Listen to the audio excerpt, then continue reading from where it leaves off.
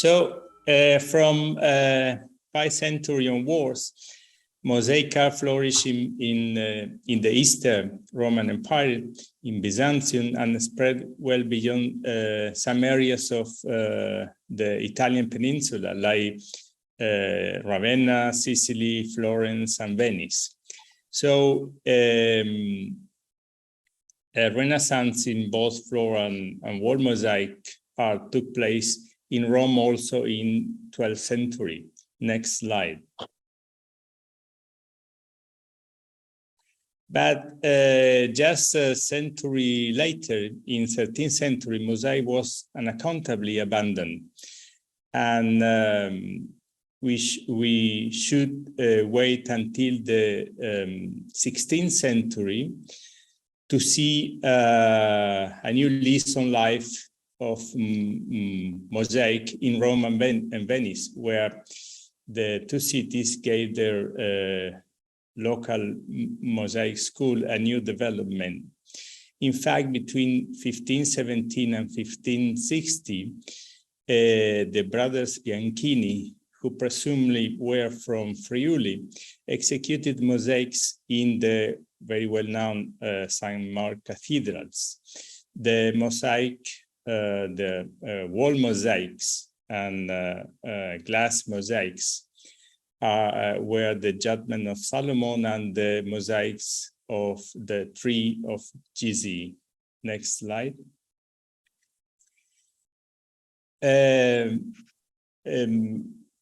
By the beginning, middle of the 16th century, cruder forms of marble mosaic floors, so manufactured with stone and marble, had developed in Venice. And Terrazzo is a direct descendant of these new forms of marble mosaic flooring.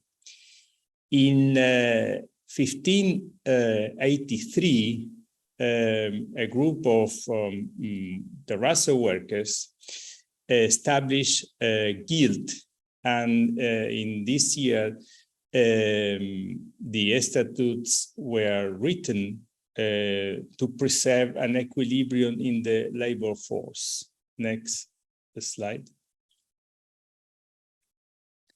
You can see here an example of marble mosaic floor made with marble and stone in the St. Mark's Basilica, which was executed in 1522.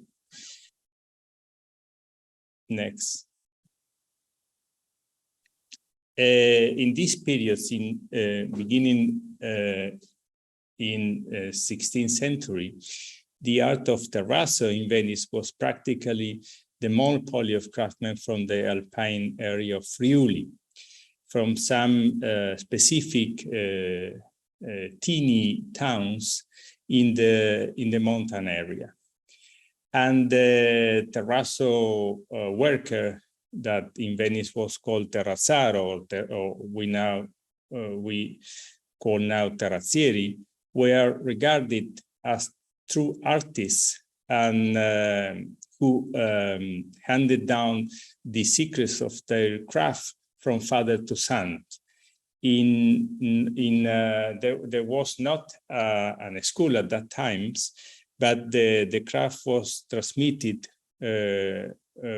from generation to generation. Next. This manuscript shows a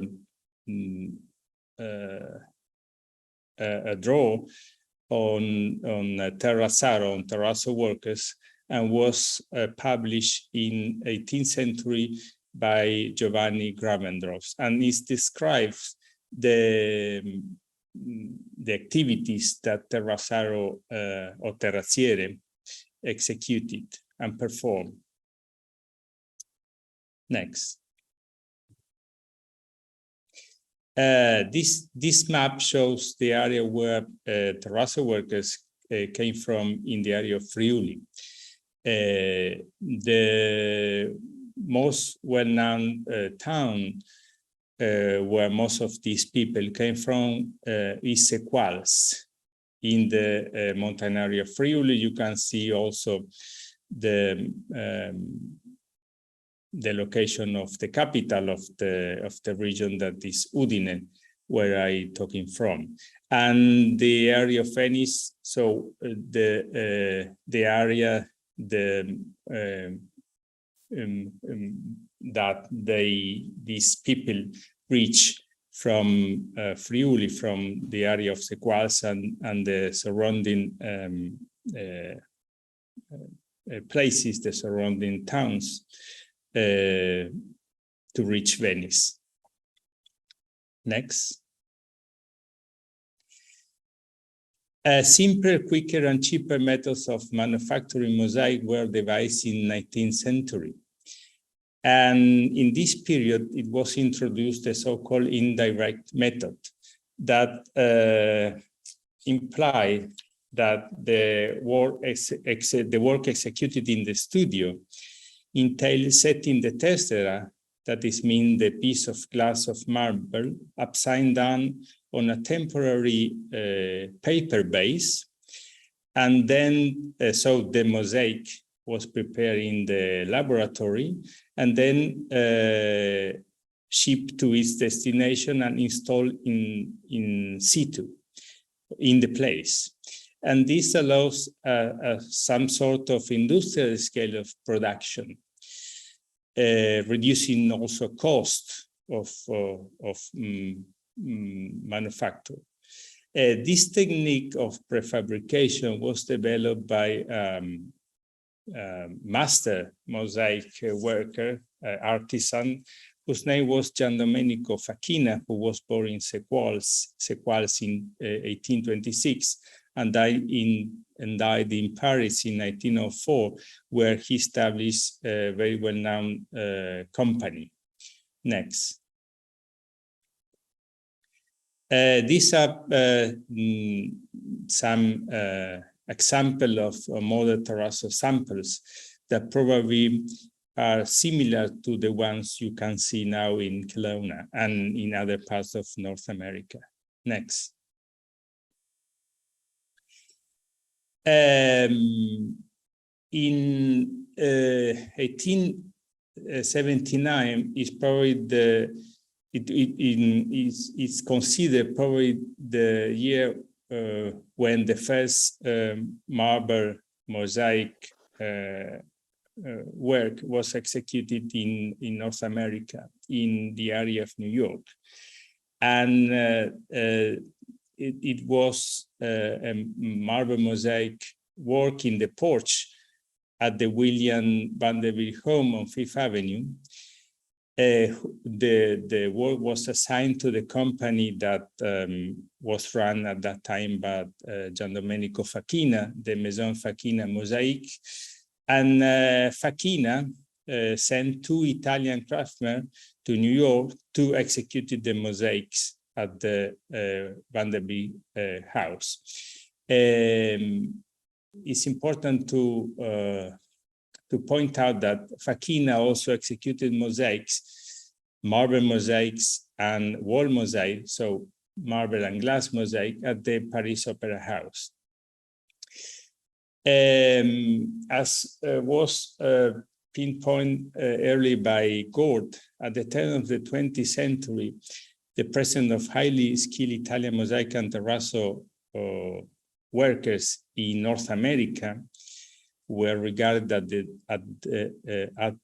as the aristocracy of the workforce, contrasted with the more than 2/3 of the Italians arrived at Ellis Islands, who were recorded as farmer or laborers. So this teeny presence of highly skilled Italian mosaic and terrazzo workers contrasted with the more important in number, in quantity of Italians who arrived at Ellis Island in the rest of North America as unskilled workers. Next.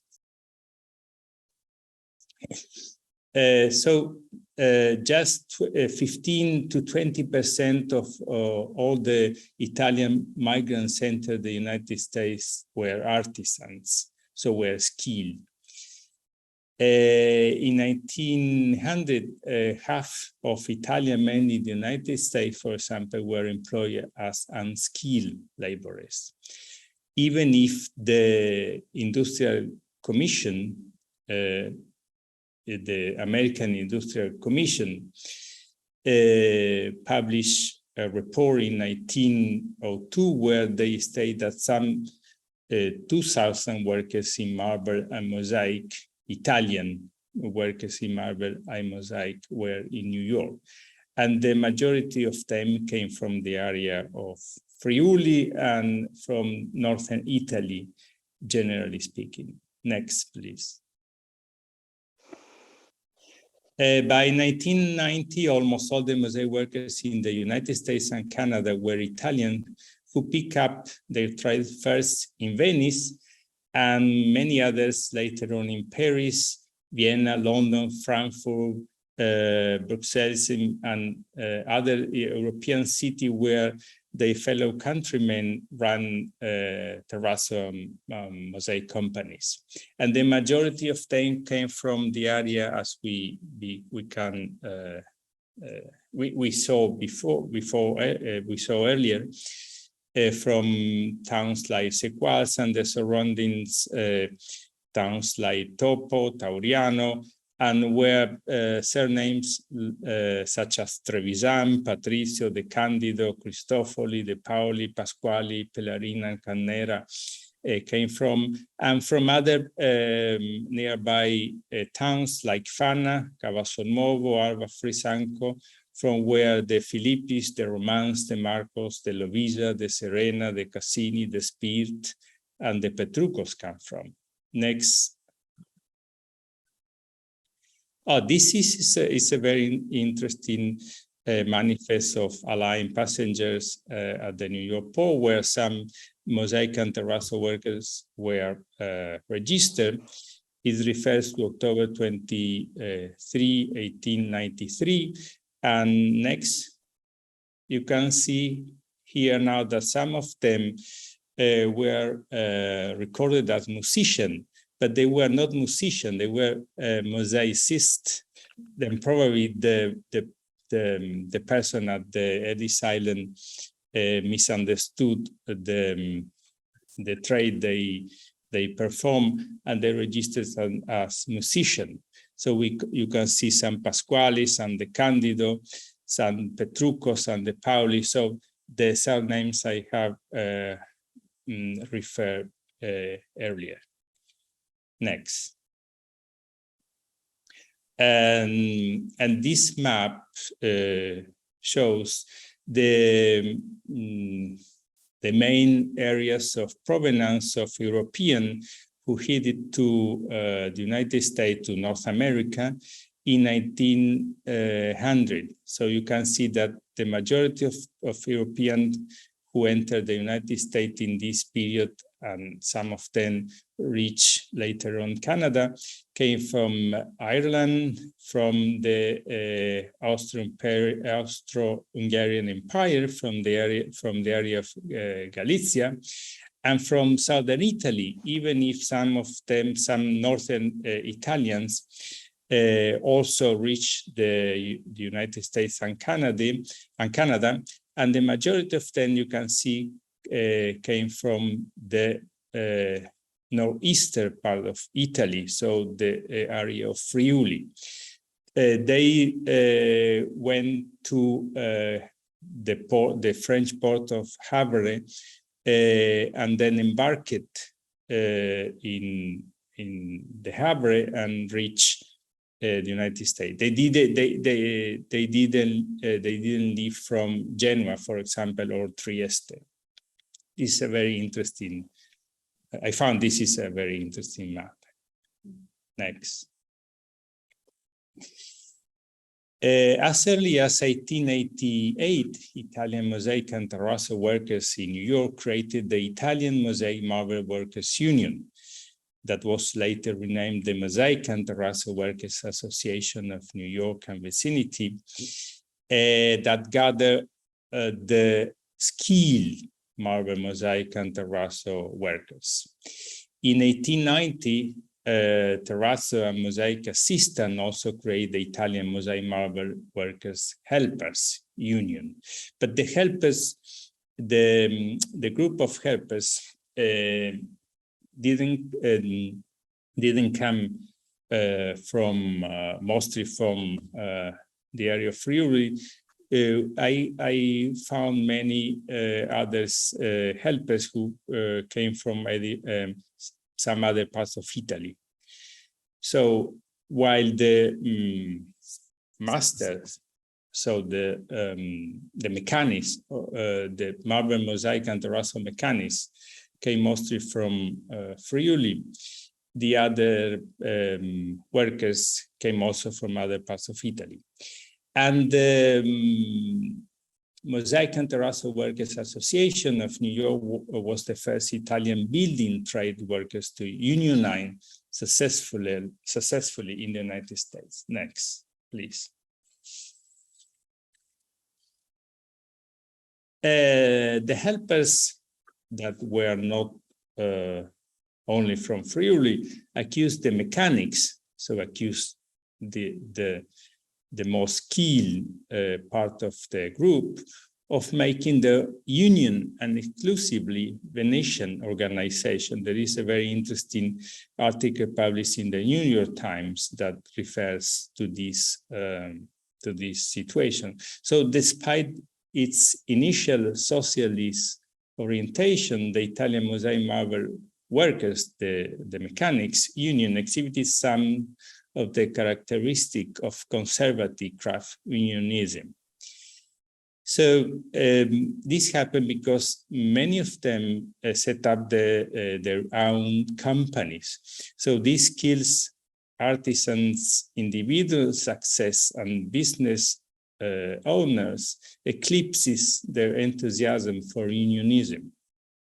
Next, please. This is the cover of the minutes of the Mosaic and Terrazzo Workers Association for 1942.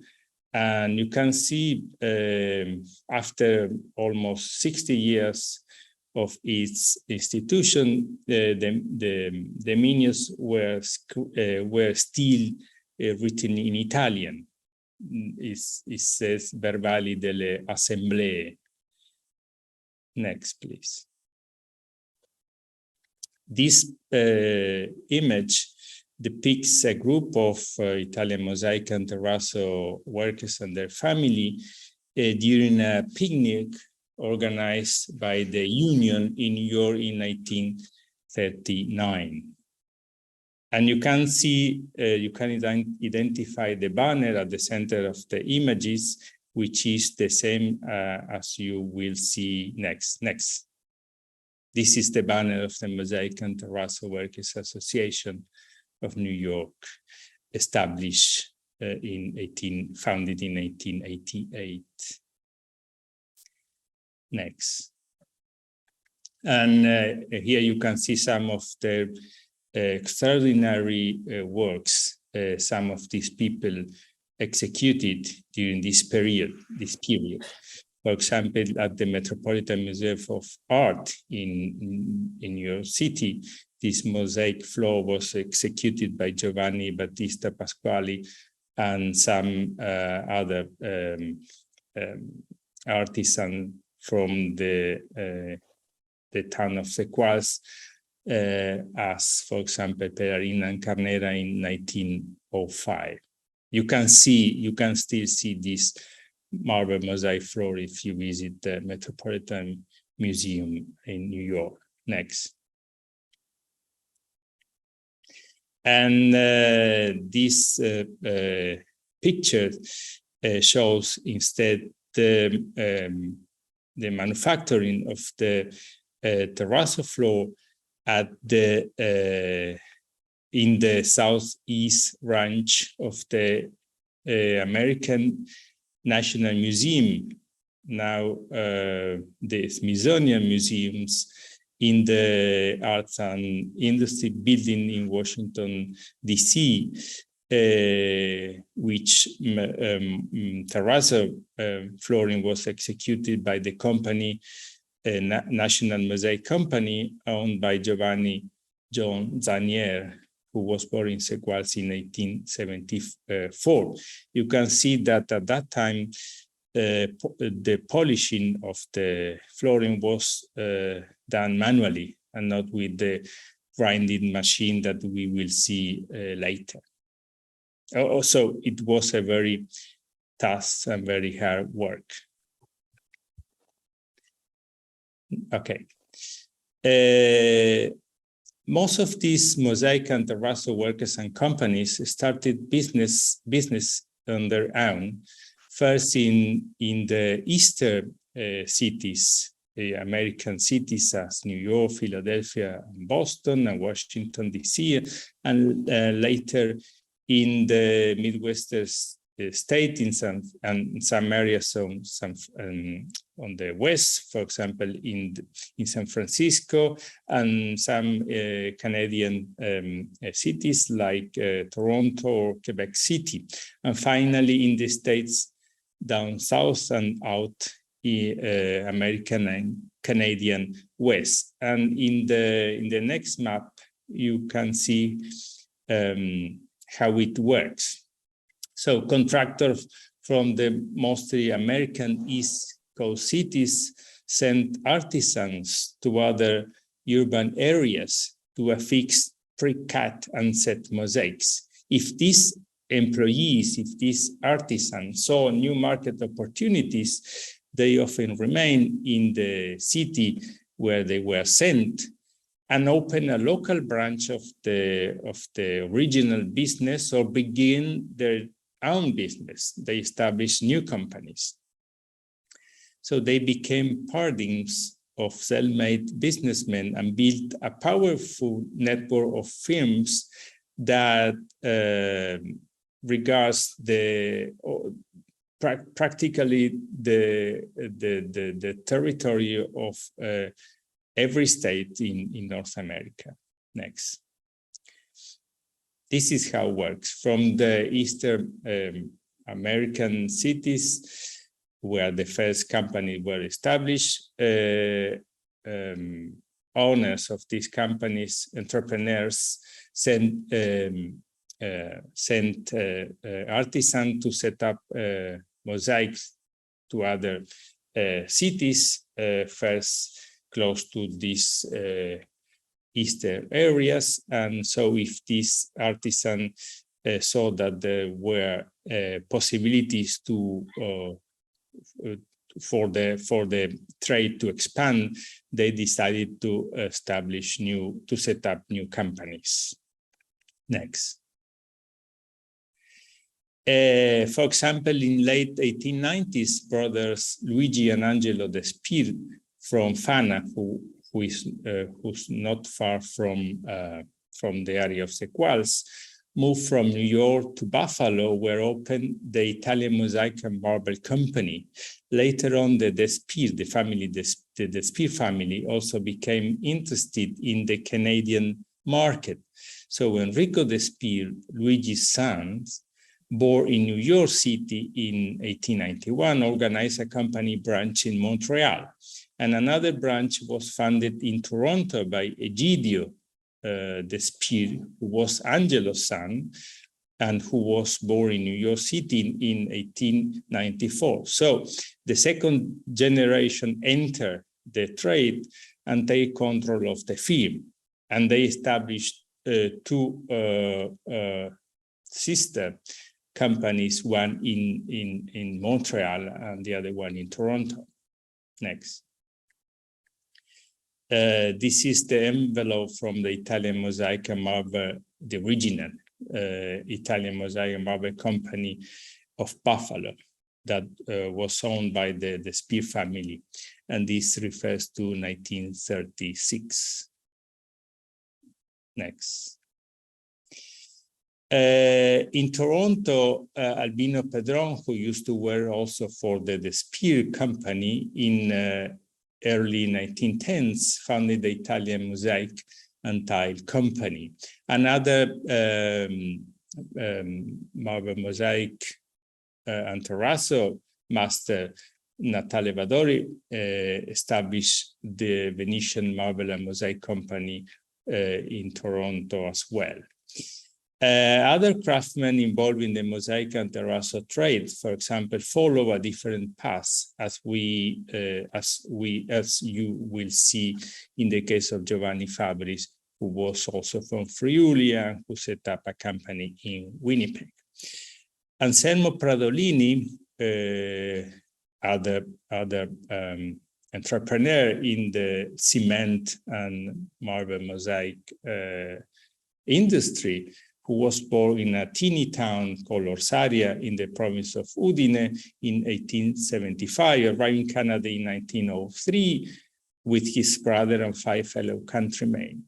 They headed to Revelstoke to work for the CPR as masons. Probably next, they probably have already worked in Europe as mason prior to entering and to deciding to emigrate to Canada. And Anselmo Pradolini, some years later, left CPR to set up his own contracted business with brother Achille in charge of cement works. And some of the buildings constructed during his partnership with builder William Foote included, for example, probably some people, if there is some people for Revelstoke, could recognize these buildings. So they built the Revelstoke courthouse, the house on block, and the stone facing on the King Edward Hotel. And all these buildings were completed before World War I. Next. Also, the Pradolinis built the Revelstoke Courthouse, a 4-story neoclassical building built from 1911 to 1913, which features mosaic floors. It's important to say that Pradolini was the first Italian mayor of Revelstoke from 1934 to 1936. And he helped fellow countrymen bring out their family members to Canada, and in some cases also guaranteed employment on their arrival in his company, even helping some to establish their own businesses. Next. This is a picture of the Pradolini family with Anselmo and his wife Rosa and their children taken in Revelstoke in early 1900s. Next. And these two pictures refer to the Revelstoke courthouse, the exterior view on a picture taken in 2004. Next. Some other firms were set up in British Columbia and Alberta, for example, by North American entrepreneurs such as Nicholas Fletcher, who organized the Fletcher Marble and Tile Company in Calgary in 1910. But even if the entrepreneur was not Italian, the majority of the workforce in the company was of Italian origin. And some decades later, the Italian Alberto Marchesi bought and ran the company. The company, the Fletcher Marble and Tile Company, supplied marble and installed terrazzo in buildings such as the Burns building 1910, and the Calgary Courthouse building 1913. And the interior character defining elements of the two buildings include terrazzo floors. Next. You can see here a list of employees from the Fleischer Marble and Tile Company, which includes some, for example, some Todesco, some people whose name was Todesco that were Italians. This material is kept at the University of Calgary and was kindly given to me my friend in Calgary, Sonia Bertolisi. Next.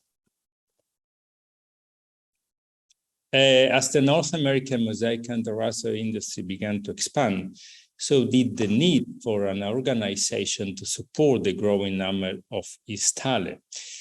And in 1924, 29 terrazzo and mosaic contractors gathered in Chicago and created the National Terrazzo and Mosaic Contract Association, which included also some Canadian entrepreneurs. And in fact, the 1930 annual convention was organized in Toronto. At the time, mosaic represented a marginal activity carried out by the American and Canadian companies. Most of the companies executed terrazzo flooring. Next. These pictures regards the first annual convention organized in Chicago in February 1924. And depicts members of the National Terrazzo and Mosaic Association who gather in the American city to establish the Contractors Association. Next.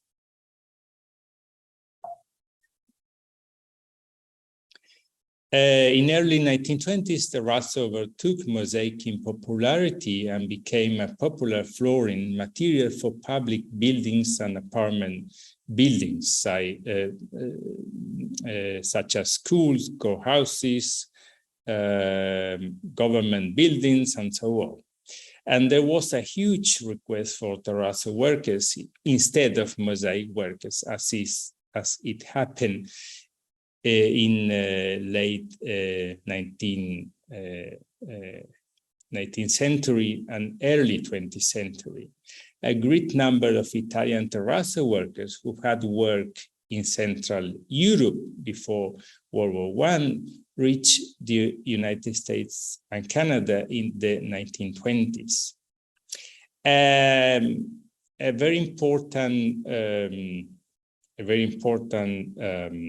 event happened in 1919 when was introduced for the first time in North America, the electric grinding machine, which influences the spread of terrazzo all over the United States and Canada. So the terrazzo was not polished anymore manually, but using an electric grinding machine. Next. This is one of the electric grinding machine they used in early 1920s. And this is ad published in the magazine published by the National Terrazzo and Mosaic Association. Next. Artisans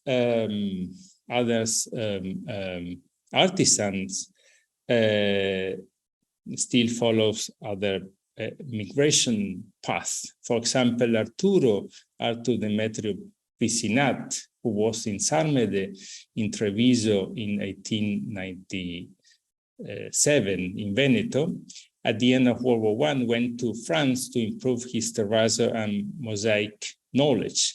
And some years later, in December 1923, he reached Los Angeles through the Mexico-America border and Calexico. Some other information refers that he entered the United States through El Paso. He married Augusta Raganin, who came from Friuli in Los Angeles on August 1924. And as a terrazzo specialist, he worked in California for various firms. It would be very interesting to know which firm he worked for.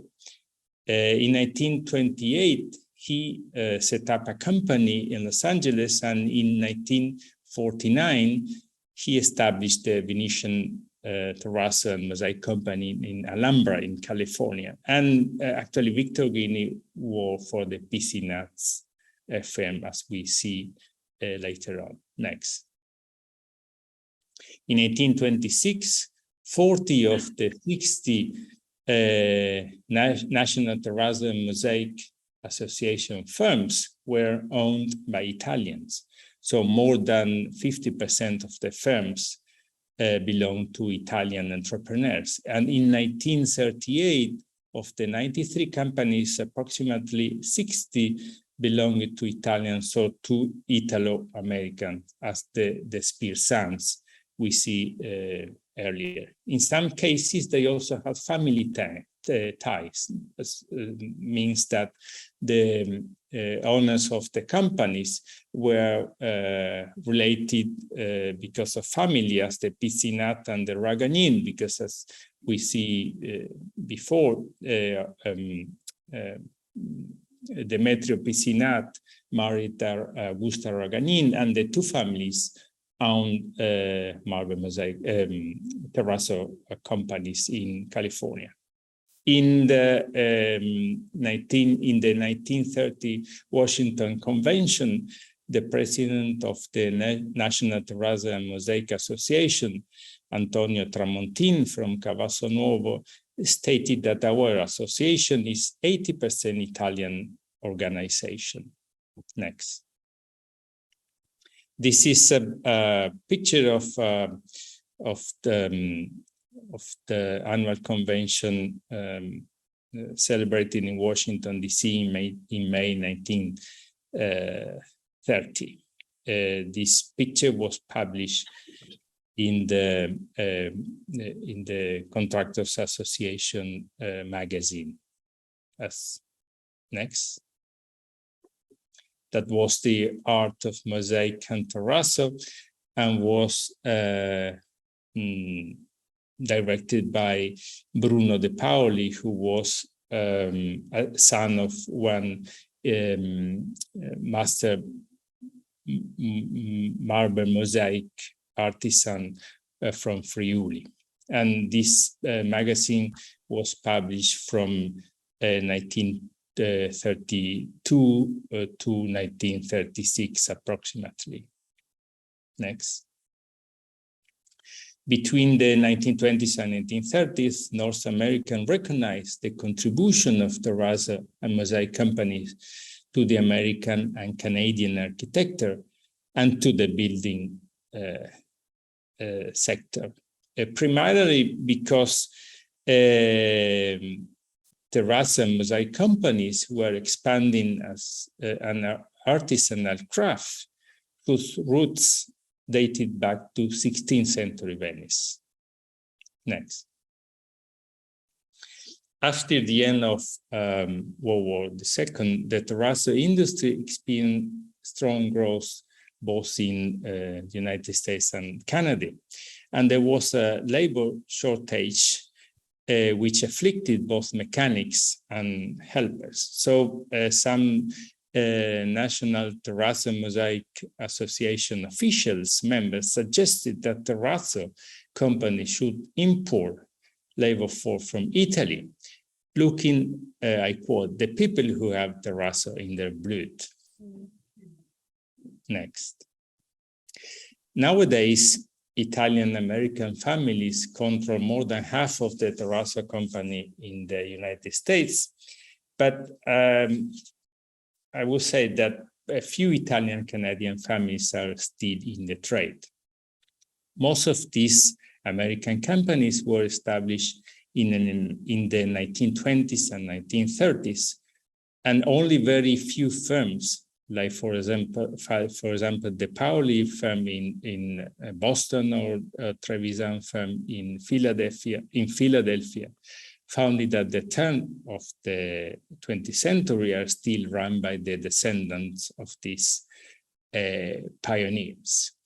Instead, the labor force nowadays is made up of a small number of workers of Italian origin. The majority of them came from Latin American countries, so the majority of the labor force in the industry are Latinos. And this is the end of my presentation. I hope that you have enjoyed, and I would like to thank you so much for your attention. Thank you so much, Javier.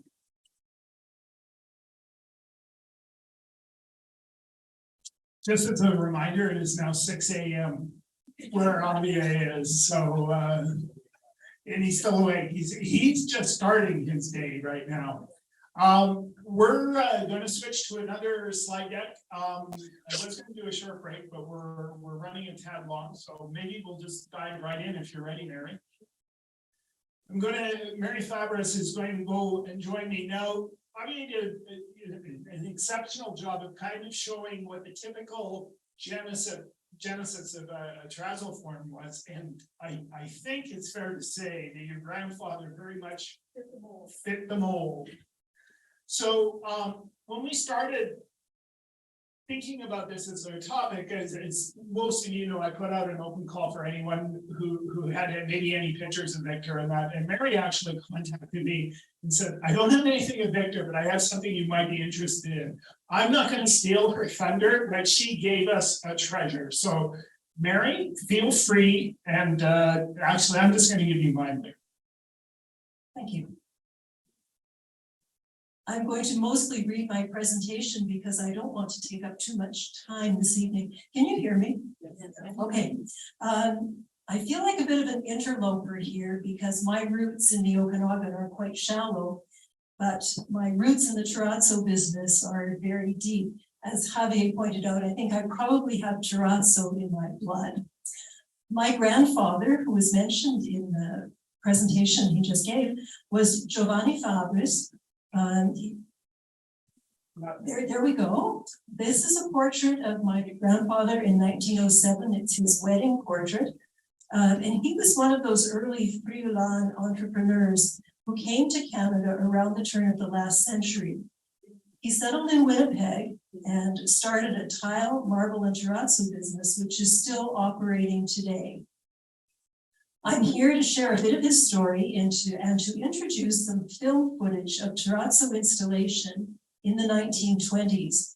I apologize in advance for all the references to Winnipeg, but I know that many people in Kelowna, and not Italians and otherwise, have passed through Winnipeg, and I've already met a couple, and you will recognize many of the references in this presentation. I know very little about, back to my grandfather. Sorry. I know very little about my grandfather. I never knew him because he died 7 years before I was born, but I've only ever heard wonderful things about him from inside and outside the family. And one of my great regrets is that I never got to meet him or to learn more about him. And I'm hoping through the genealogy class starting tomorrow that I can help to fill in some of the gaps. This, however, is what I know. He was born in Cosiano, Provincia di Udine, in 1869.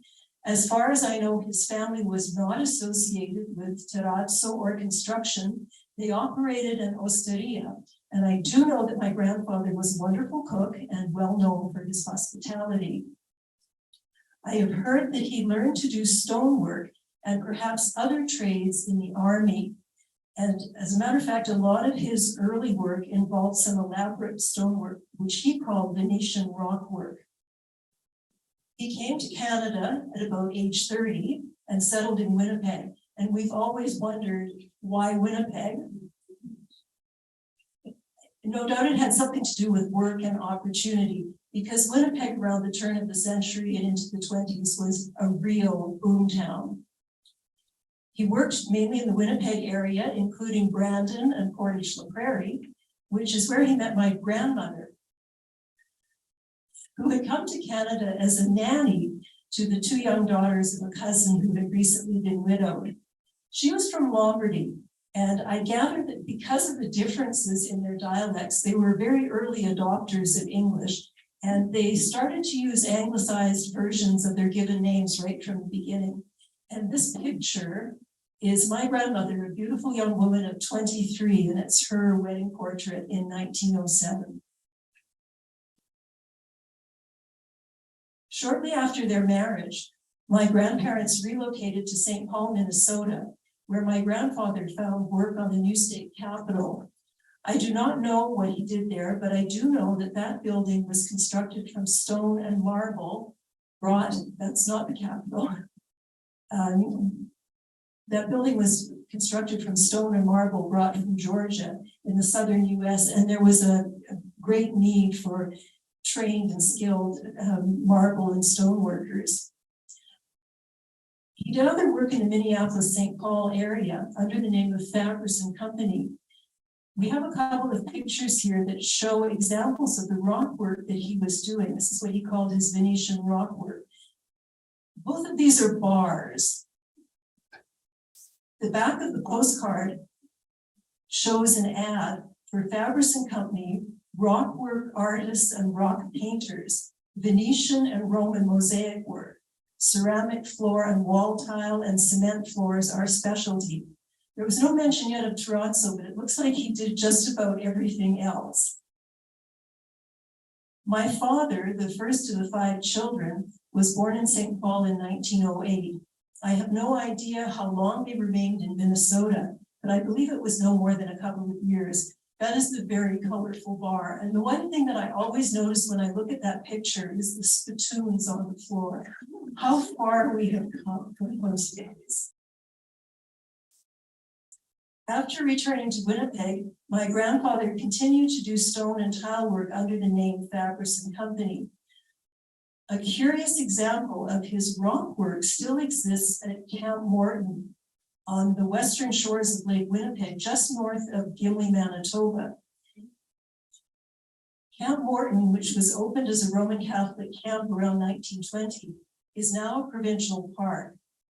The buildings have been restored, including this chapel, and according to the Camp Morton website, stones from the beach were cemented together in an Italian design for the facade of the chapel. No doubt the work of one John Fabris. My grandfather was deeply involved in Winnipeg's growing Italian community, and in the 20s was part of a committee that was instrumental in establishing an Italian parish in Winnipeg. To this day, Holy Rosary Church is going strong and will be celebrating its 100th anniversary in October of this year, October 2023. My father reluctantly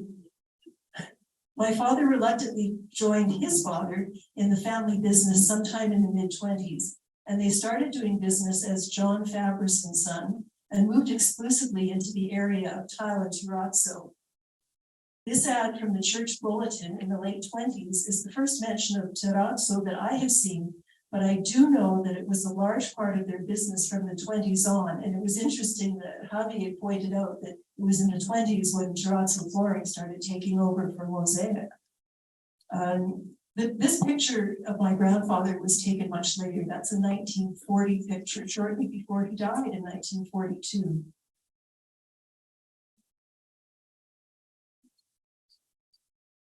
We're not there yet.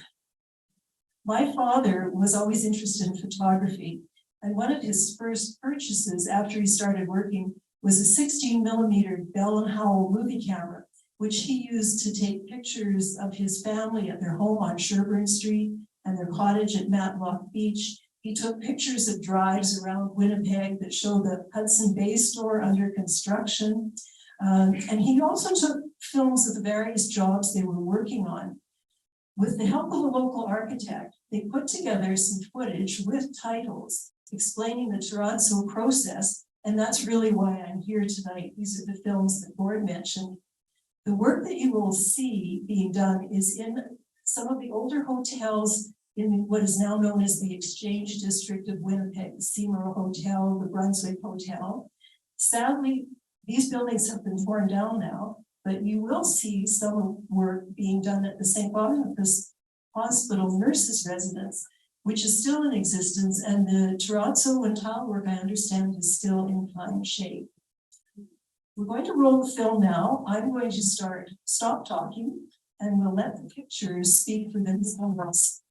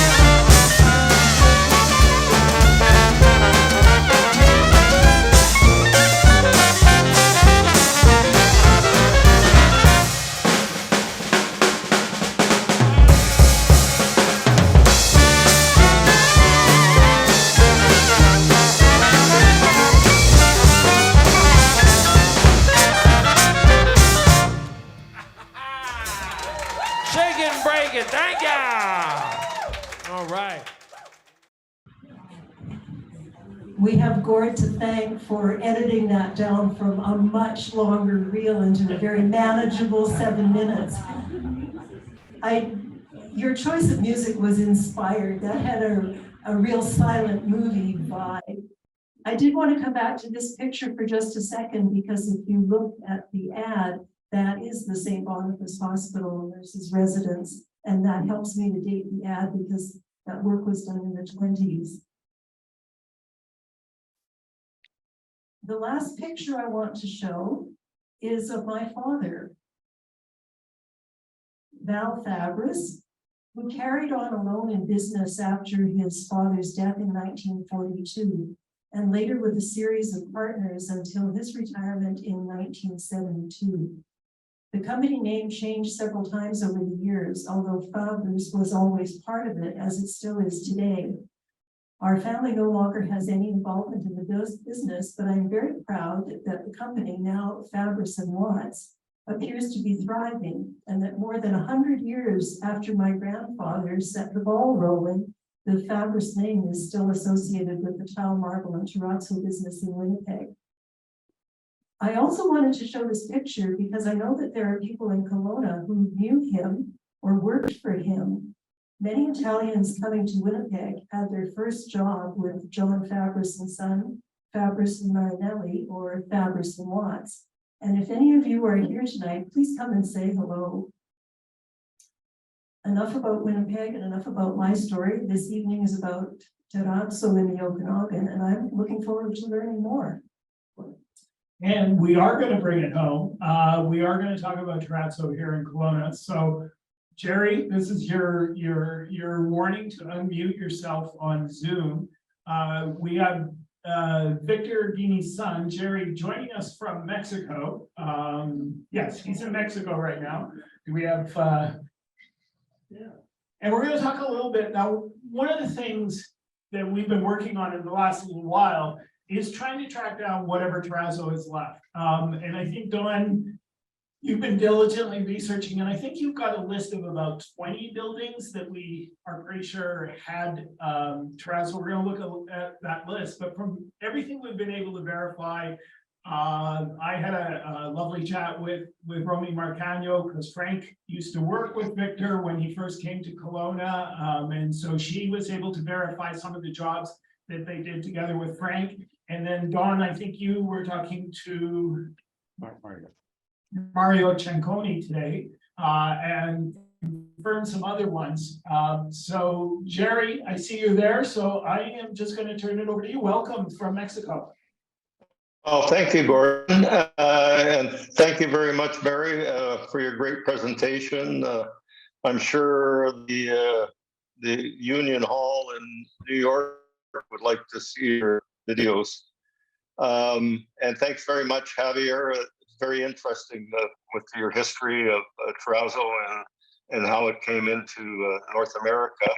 I don't really know too much that I can tell you other than my father.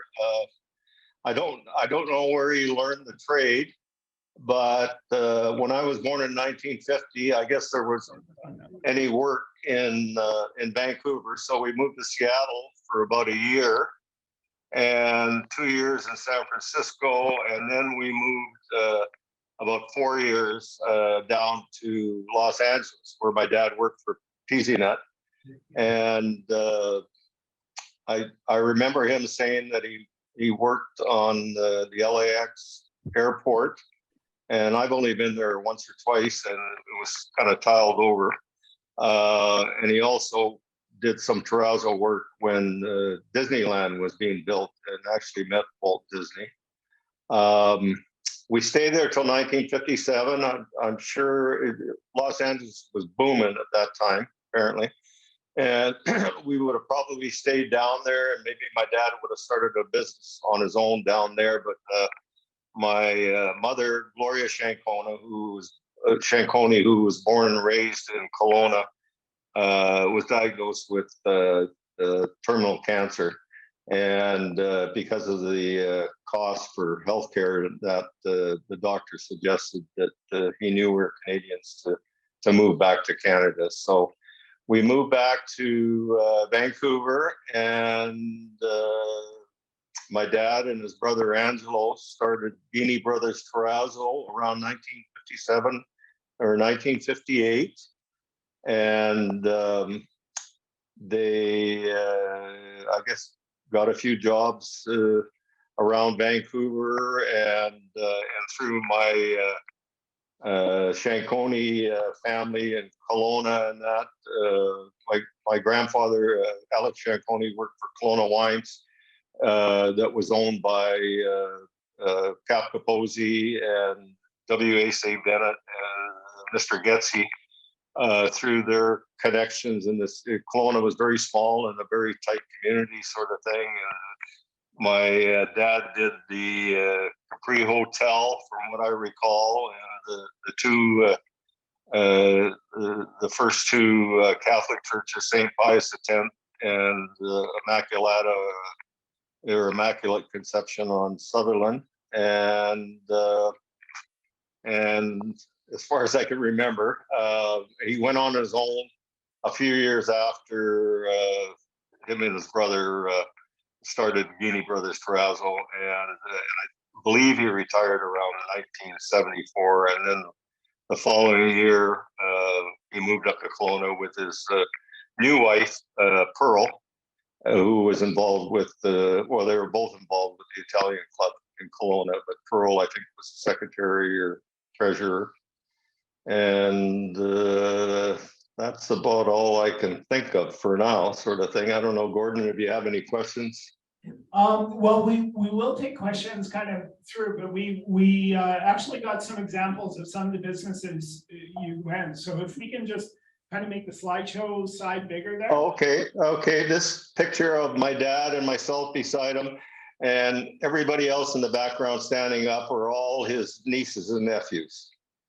And this would have been, I'm guessing here again, about 25 years ago. All right. Can we go to the next slide? So as I said, we've been trying to track some of this down, and Gerry mentioned a lot of them. The Capri, St. Pius, Immaculate Conception. Don actually found that the cafeteria dish room in Okanagan College still has terrazzo in it. Okay. We're going to talk about the Independent Grocer. Some of them that have been covered over: Cottonwoods, Commonwealth Trust, which is now Lululemon. The rest of the mall, Shops Capri, the former Knox Clinic in Glenmore. Okay. And the former Simpson Sears building on Bernard Avenue, which is now Shoppers Drug. They still have terrazzo in the background. When we have our break and have snacks, ask Don about a story of trying to take a picture of that floor. They wouldn't provide them. Gone, unfortunately, forever was the terrazzo at Okanagan College and the old Health Sciences building and the old Dr. Knox School. Those were terrazzo floor. We can go to the next slide. So we took a visit to the Capri Mall and visited with Peter Boyd. And so we've got a little video we want to show you. Now, I will say about these videos, Zoom is not the right platform to watch video on. So we will be posting all these videos to our YouTube channel so you can see them, so they're not nearly as choppy, but we will play this for you.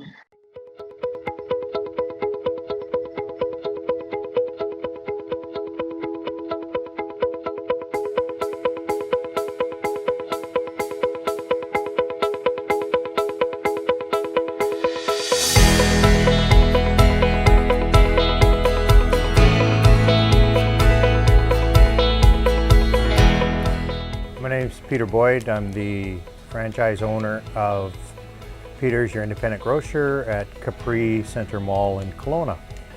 And I've been here for the past 8 years as owner and 34 years as a longtime person actually working in this store. The floor was originally put in, from what I understand, about 1953, and it had a department store during that time ahead of us.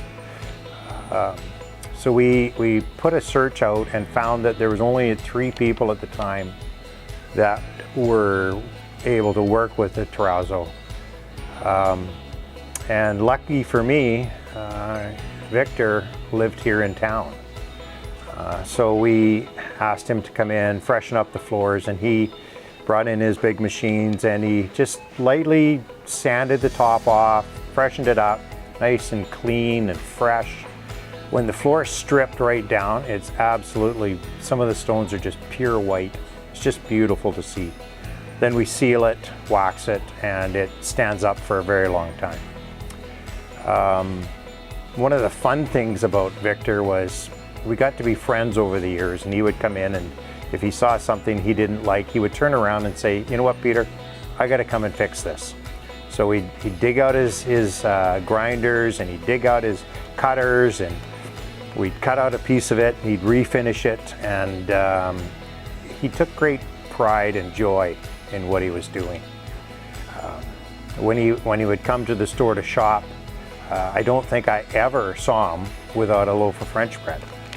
That's why I'm carrying one right now, just to think of him. And he would walk through and he'd have that smile. He'd greet you with that smile, and you would feel like you had been old friends forever. And it was just a real pleasure to know him, not only for the incredible work that he did, but for just the terrific person he was. I love the floors. They are so easy to take care of. They stand up. The customers, when they're clean and shiny, oh, they're a beautiful sight to see. But it's been an incredible product for me, and as far as I'm concerned, it'll stay till when I'm long gone. Victor always had that twinkle in his eye that he knew what he did was going to last. He was happy to talk about it. He was happy to try and teach me a little bit about it, and the care and how to look after it and how to protect it. And it was because he believed in what he did. The floors, when he worked on them, he gave 110% every time. It just was his way of doing things. He was so proud of what he did, and he was always proud of what he finished.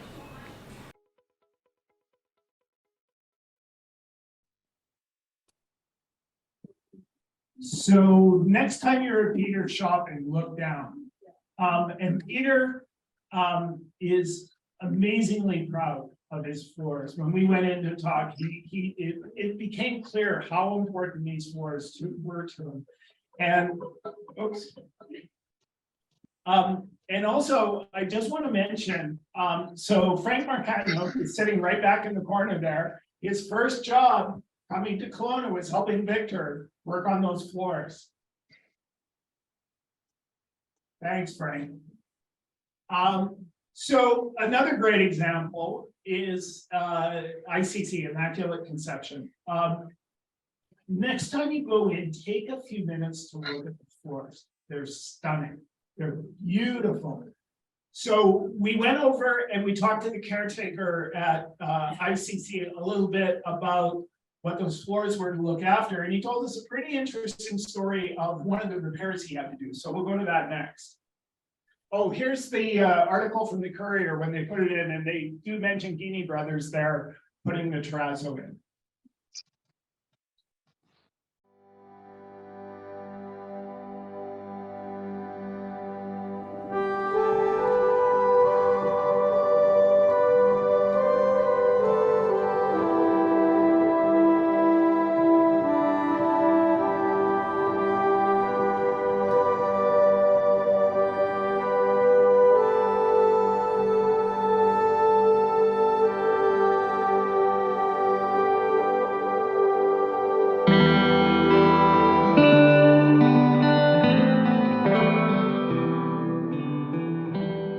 So my name is Douglas Rasmussen.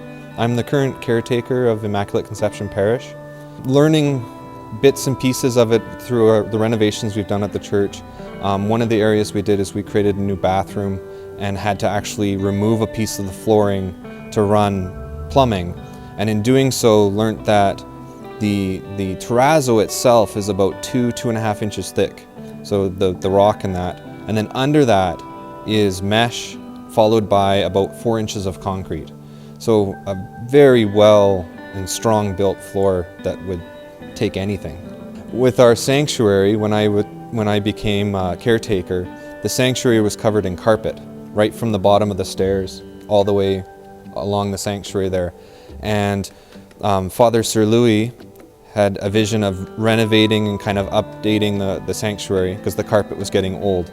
And when we removed the carpet, the floor was covered in glue, and we realized that there was a mic cable that had been run at one point. So they had cut into the floor a nice channel about 1/2 inch, 3/4 inch wide, and about 1 inch deep, that then I had to figure out, how do I fill this? So I did a little bit of experimentation with different grouts and colors, and then one of our parishioners had a chunk of terrazzo from when they took out the baptismal font, and I was able to get pieces of that I could crush up into smaller pieces, lay in the channel, put in the grout, let that harden, and then sand it away to kind of make it match a little closer so that we didn't just have this void. I think a lot of it has to do with building for permanence. It kind of ties in with the altar, where the altar is made out of stone, it's the rock. It's supposed to be immovable, and it's supposed to last. And so the floor, the way they've done it is they've built it where, same with the walls out of brick, they're using materials that are going to last. They're going to take abuse, they're going to take flood, they could take fire and still be here. Even that little bit of repair work that I did, like when you put in those marble pieces, you don't just throw them in, you have to place them in so that there's spacing around them and that they're laid out where it's not noticeable, where you have pockets. And so the more detailed a craft is, or a product is, that craft has to be more detailed. So you could definitely follow that with, if in the masonry end of things, the terrazzo with the detail that needs to go in wouldn't be for everybody. Walking into the church, you do get that feeling. There's a very deliberate, everything ties together. The colors in the stained glass do marry and complement the floor, which ultimately leads you to the altar. The legs of the altar and the side altars are all out of the green marble, which then leads you up to the altar tops. And so it all leads you to that center spot. And then, of course, the tabernacle with Jesus in there. So, as I said, look down more often when you're walking around Kelowna. Now, Gerry, we have a little surprise for you. You mentioned that your dad worked in LA. So we did a little detective work, and we're reasonably sure, based on what we talked to you about and the jobs you worked on, that he worked for a place called the Venetian Mosaic, or Terrazzo and Mosaic Company, run by a gentleman by the name of Arturo Pizzinat. We actually have 2 of his grandchildren on the call today. So James and Gina, if I could get you to unmute yourselves and join us. And Gerry, if you can unmute yourself too. Thank you very much for inviting me to this, Gerry. It's wonderful to meet you by Zoom. Yeah, thank you. My grandfather was larger than life to me. Sadly, he passed away when I was about 14, but in those 14 years, I became very close to him. And I was actually raised by my grandparents for a couple of years when my mother was recovering from surgery. So I've always had a very close relationship with him. And I am honestly thrilled to meet you and thrilled to speak to you. And I was happy to provide some additional photographs of his work that will be a little bit later in the slideshow that we'll talk about. Oh, Yes. okay. Well, thank Gerry. you. Gerry, there's actually 3 of his grandchildren here. My younger sister Cherie is also joining us. Yeah.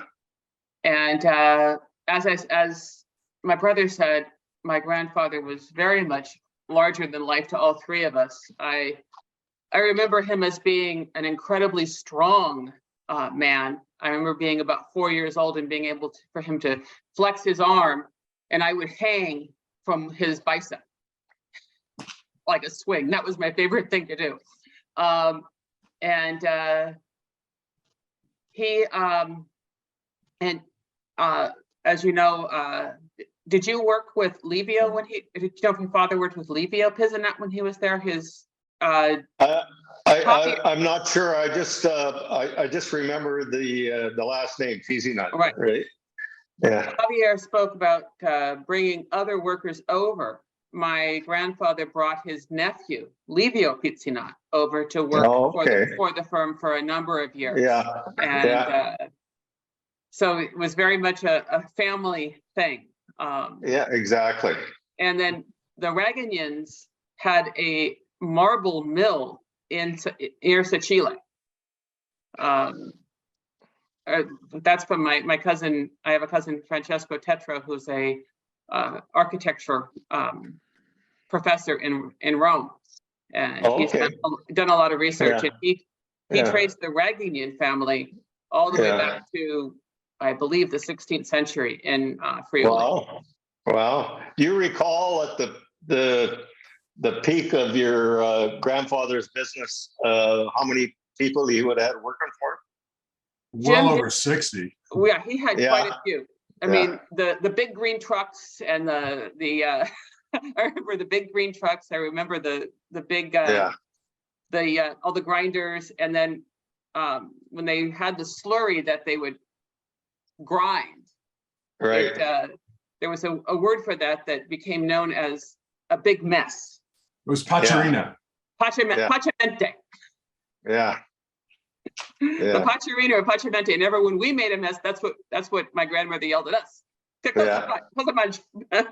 Yeah. Cherie, you want to add anything? Yeah, I'm younger, so I have just bits and pieces of no. Again, larger than life. I mean, just a great personality.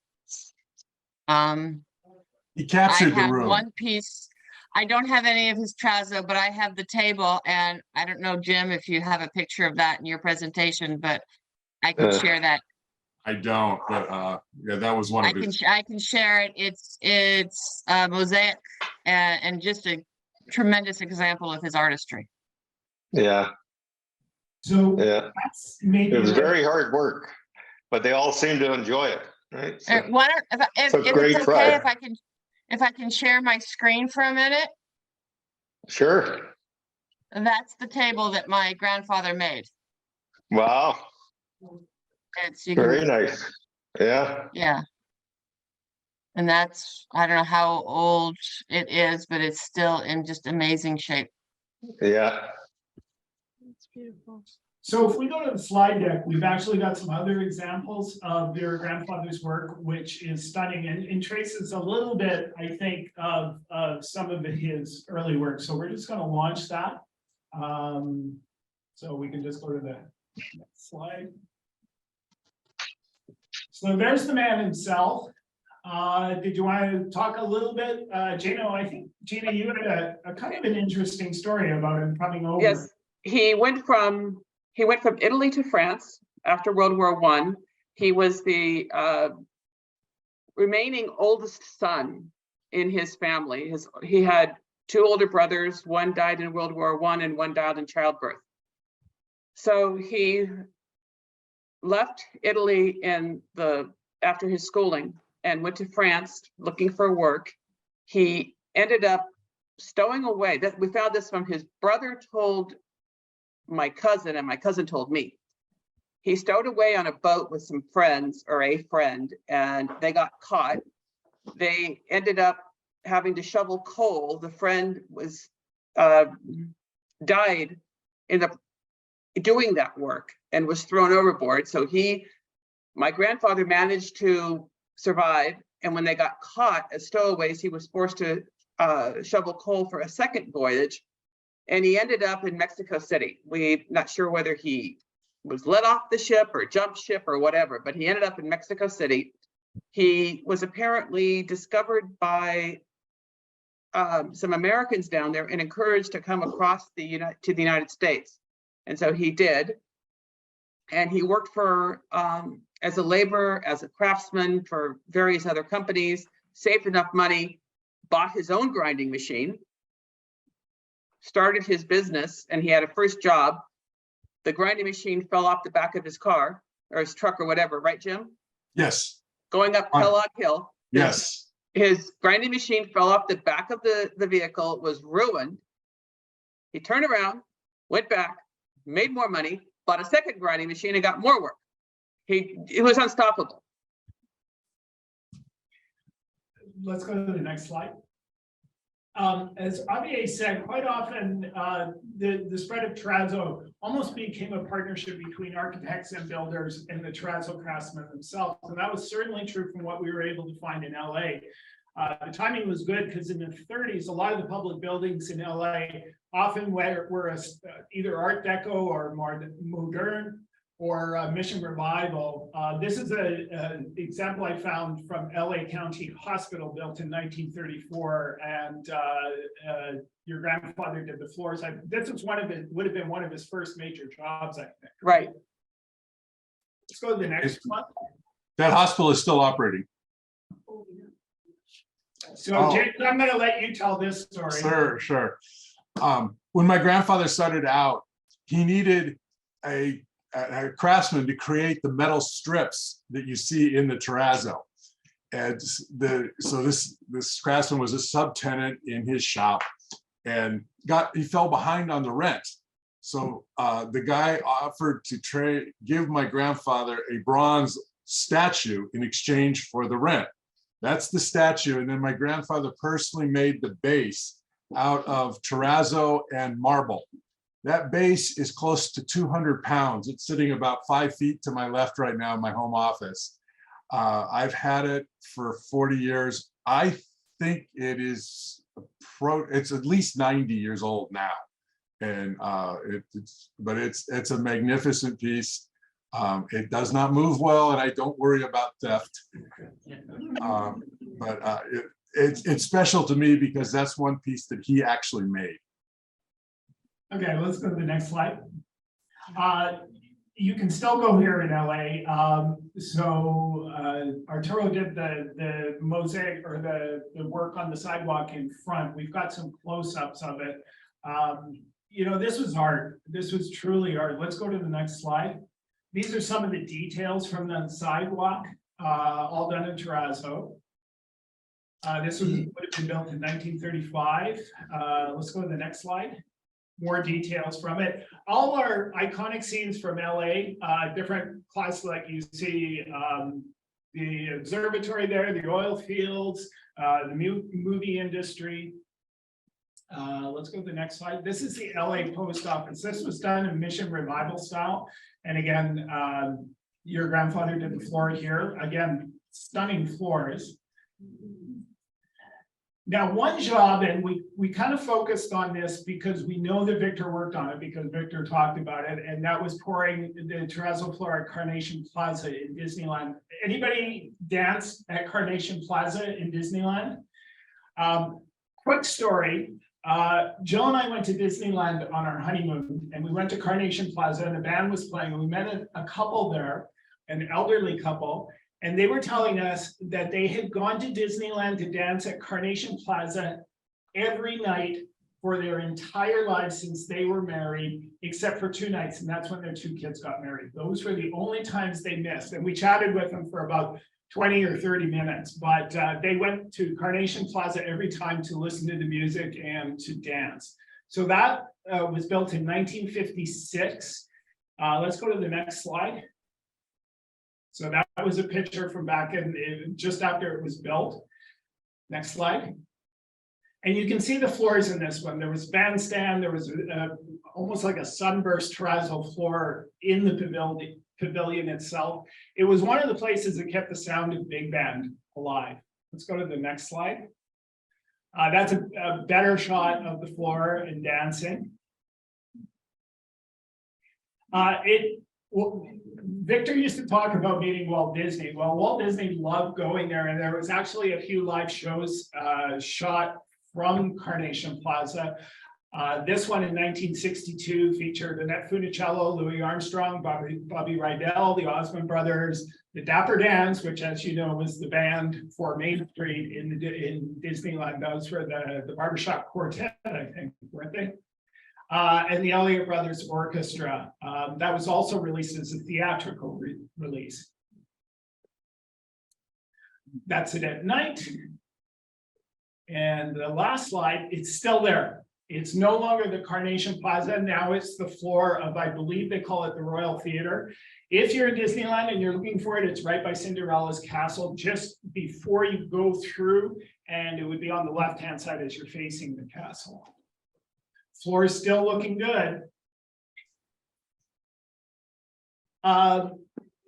Also, Victor mentioned that your grandfather also had the contract for, Gina, I think you said it was maybe the United Terminal at LAX? All of the terminals.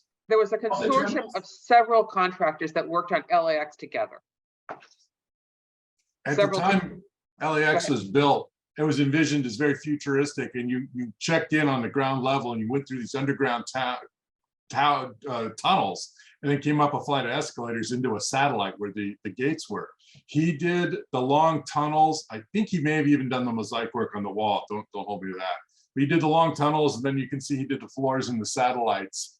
Those tunnels have largely been replaced through modernization. I think most of the satellite floors have been replaced, sadly. But I think some of the tunnels are still there. I think probably in 5 and 6. 2 and 3, they're still there. Yeah. But that was his big job, and they actually created these grinders that one person would stand at one end of the tunnel and push it, and the grinder would move by on its way to the other end of the tunnel. The other guy would catch it, turn it around, and send it back. And I think we got one last slide. Yes. Oh, two slides. Okay, James. This is an extremely special picture. My grandfather, in 1960, he bought 2 lots next to each other in San Marino. He built his dream house on one lot. He gave the other one to my mother. My parents built their house. That's where I was raised. In I think it was 1959, he and his wife went to Italy for 4 or 6 months, and they bought all the marble for their house. All the terrazzo floors, all the marble for the fireplaces, everything. It was his dream house. Mosaic was his passion, and he made this himself. These are all of the things that were special to him. You can see the Palace of the Doges in the upper center there. Watermelon. The story is he and a couple of his brothers ate a truckload of watermelon one afternoon. I don't doubt that at all. Well, they used to steal it. Well, we don't talk about that. Cinzano, but just a very special piece. I have this now in my dining room. This is now it's well over 60 years old. But that was his mosaic. Sadly, my grandmother gave away the extra pieces that otherwise my wife and daughter would have loved to play with them. Beautiful work. It is it's a beautiful piece. That one also weighs, it takes 2 large people to hang it. It has to be hung on a large hangers driven into the studs. Yeah, well, I can just imagine. Yeah, it weighs a lot. And one last slide. And Gina, you sent me this one. Yeah, this was the entrance to the Venetian Terrazzo company in Alhambra. He did this. This was when you walked into his company. This is what you walked across. And I took my kids back there in about 2008, 2009, because we were back in Alhambra, and I found his old office, and I took this picture without saying what it was. I sent it to my brother. I said, "Do you know what this is?" And he immediately knew what it was and where it was. Yeah, we spent a fair amount of time there as kids growing up. Yeah. Well, that brings us to the end of the formal presentation. I just want to take a moment to thank everyone who helped make this possible. Certainly, the 3 of you joining us, that was very special. Thank you very much. Gerry, I'm so glad that you could take a few minutes away from the beach in Mexico. And, yeah, right, yeah. Javier, if you're still on, you set the scene for this perfectly by giving us the background and the historic context. Mary, thank you so much for all your stories. I want to give a big shout out to our technical team tonight, who had their hands full. So Dawn and Simone, thank you so much for keeping everything running smoothly. Big hand for everyone, please. Yeah. Nice to meet you all. I'm Gordon. Thank you for putting all this time and effort into tying this all together. I've learned a lot about my father even, right? So my father's work. Yeah. So Gordon, I'd like to thank you as well. I adored my grandfather. He was a businessman. He was an artist, as you can see from the Clifton's cafeteria. We had a close relationship, lived across the street. I was fortunate, my room was in the front of the house. I saw his car drive in. I ran across the street because I knew there was going to be fresh mortadella, salami, and prosciutto there.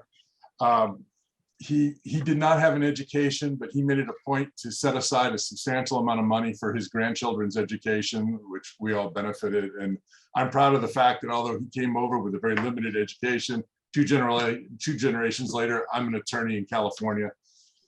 And I'd like to close with a quick story. My grandfather did the floors in the Catholic church that we grew up in, that my mother was married in, and my sister Cherie was married in. But in the second grade, I was going through First Communion, and if you went to Catholic school, there's a nun story in your background, and this nun was like beating on us. You have to walk in straight lines. See those strips on the floor? The contractor put those in just so you know where to walk to First Communion. I thought, I know the contractor. So I went home that night and I said, hey, no, you did those floors. Yes. And did you put them in for First Communion? He goes, no, it had nothing to do with First Communion. So the next day, the nun says, the contractor put those strips in for First Communion. I said, no, he didn't. And she's absolutely stunned to look at it. And I said, my grandfather's a contractor. I asked him. So James, is that when you decided to become a lawyer? That was step one, yes. The next year, he was not in Catholic school anymore. My brother was arguing from the time I can remember. And we use our hands a lot in our family too. Oh, what a surprise! Most Italians do, right? So. And Mary, did you want to say any last words? No, but thank you very much for including me in this, even though I'm not an Okanagan. You're here. I'm here. You're here. You've been here for 25 years. My story's not in well, I think really the story here was about a craft, right? And I can't think of three better examples of that craft than the people who joined us. So thank you so much. Emma, I think you have a question, or? No, I just want to say hello to Gerry, I think. Oh, I was just gonna say hello to you, Emma. Nice to see you. Thank you so much for the effort actually that everybody here has put in, but also thank you to you that you've taken the time out. Anyway, myself, Elmo, and Robbie and Frank are here, so we all want to say hi, get back here. We're missing you, okay? Take care. Thank you. So if there aren't any questions, we can take a couple of minutes for questions. Is there any from here in the hall? No? Okay. Is there anything on the chat window? Oh, we got one. Who does Terrazzo in the Okanagan now? That's a really good question. So I don't know if anyone knows this. If you do, feel free to chime in. The latest example we found was at the new cancer center, but it wasn't actually Terrazzo. It's an epoxy floor that's not true Terrazzo. I don't know of any Terrazzo that was put in much past the 60s, maybe the 70s. I don't know. Your house, okay. 25 years ago. Okay, so 90s. Who did your house? Who else? Victor did it. Yeah. You worked for Victor a couple of things, didn't you? Yeah. Here and there, I think John, Robbie and Frank have a Sunday. That was made by Victor Ghini. That was later than that. We moved downstairs, so we have a terrazzo floor, which Frank and Victor did. That was 1970. Okay, It's still quite nice. We have a lot of like front with us. I want to add one thing about the Immaculate Conception Church. We were told that the floor, the green color of the floor matches the glass stained windows. It brought samples of the stained glass from France here when the floor was poured to make sure it matched up perfectly. And then the stained glass windows were of course added much later. But the color, the green color and the green and blue on the windows is supposed to match Okanagan Lake as well. So they tied the whole thing in. So this is a true arts project. We're also told that there is no longer green marble floors being put in because the green vein has run out in Italy. So actually, Abby, would you know any more about that? About running out of green marble and you can't do green terrazzo anymore? Oh, I don't know if you can hear me. You can still do it. You can still do it? Yeah. Okay. I believe I did my house in the States. I believe they put the green coloring in. It's green. Yeah, the green coloring is, but the green marble itself is gone. Yeah. It's gone, but it's. Yeah. Yes.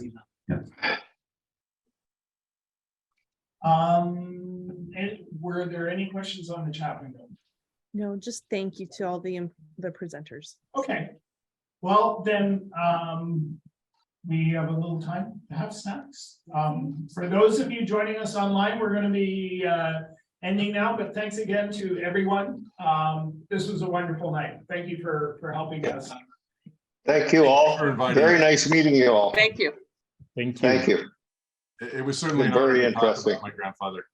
Yeah, well, my dad spoke highly of your grandfather, right? So, and that's why I remember him, right?